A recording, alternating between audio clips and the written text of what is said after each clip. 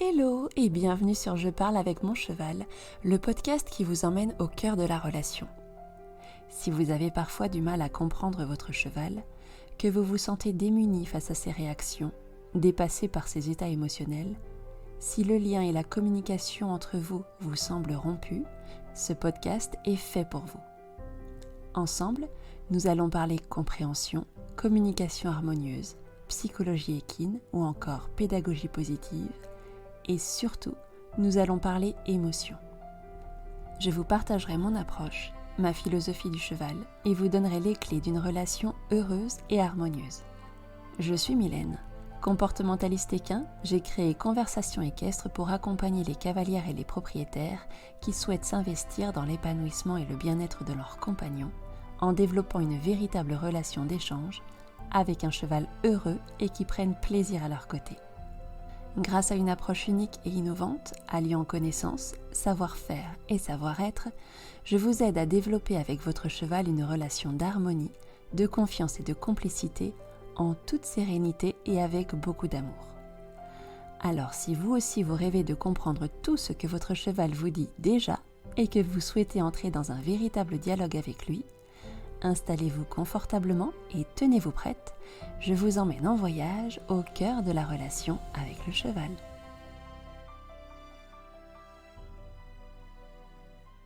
Bonjour et bienvenue dans ce nouvel épisode.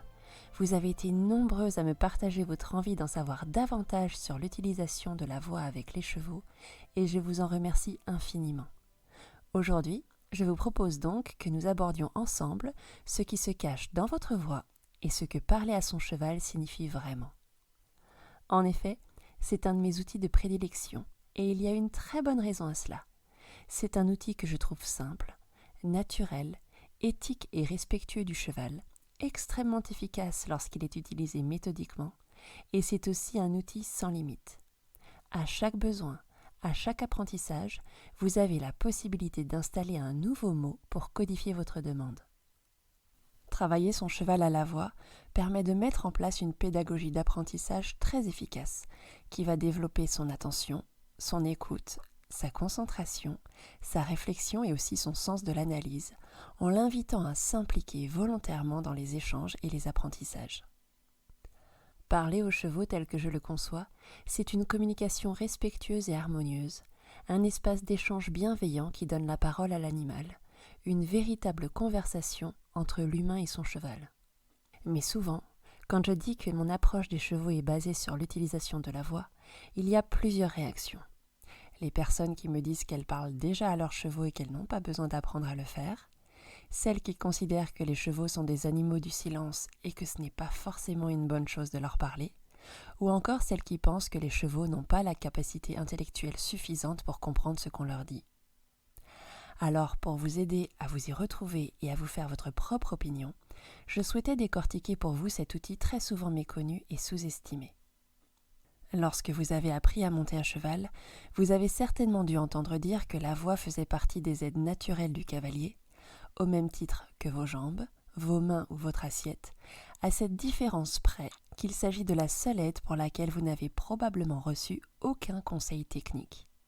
Contrairement à ce que l'on pourrait penser, la voix ce n'est pas juste faire un appel de langue ou utiliser quelques mots de vocabulaire lors du travail à la longe. Se servir de sa voix pour véritablement parler à son cheval et que cela ait du sens pour lui, cela demande du temps et surtout, cela s'apprend.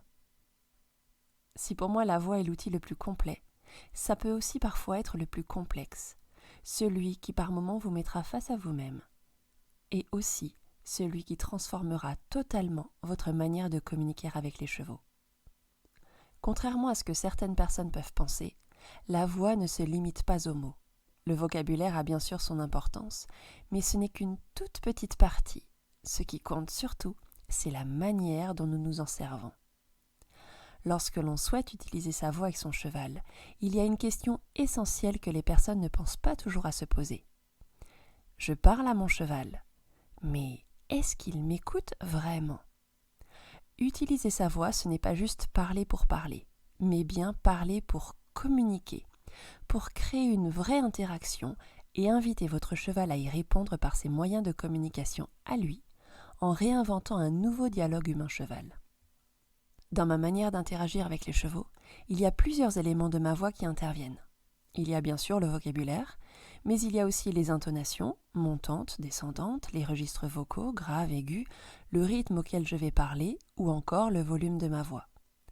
Tous ces éléments me permettront d'apporter des nuances et de moduler ma voix afin qu'elle soit le plus précise possible. Ainsi, entre une demande faite à mon cheval, un maintien de sa concentration sur un exercice en cours, une félicitation à la suite d'une de ses réponses ou encore lors de la gestion d'une de ses émotions, ma voix n'agira pas du tout de la même manière et rien ne sera fait par hasard. Chaque modulation a un objectif et une raison bien précise. Imaginez une personne vous parlant d'une voix monotone, suivant toujours la même mélodie. À force, il est probable que vous ne prêtiez plus vraiment attention à ce qu'elle vous dit. Et il en est de même pour votre cheval.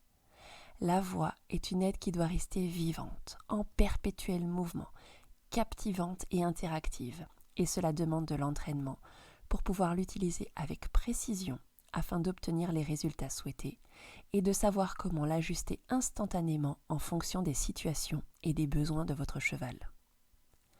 Notez aussi que même si vous êtes la seule à avoir un langage articulé, il ne s'agit pas pour autant d'un monologue. C'est une harmonisation entre deux modes de communication différents. Si vous voulez que votre cheval interagisse avec vous, il est important de rester à son écoute et de lui donner la parole en tenant compte de ses réponses.